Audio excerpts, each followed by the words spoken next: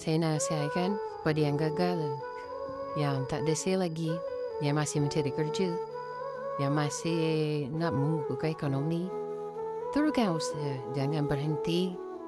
Mungkin satu langkah yang depan tu mungkin satu langkah untuk berjaya. Mungkin satu langkah lagi untuk korang sukses. Mungkin satu langkah lagi untuk korang berjaya, untuk korang dapat apa yang korang nak. Mungkin satu langkah lagi yang boleh mengubah hidup korang. Dan mungkin satu langkah ke belakang adalah satu kerugian yang korang pernah buat. Percayalah kadang-kadang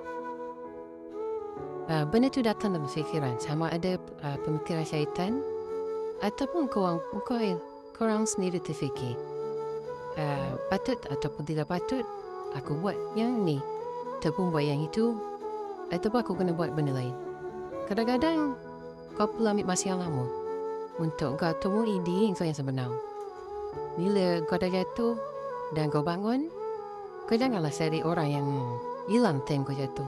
Percayalah, buah pisang pun akan berbuah 2-3 kali.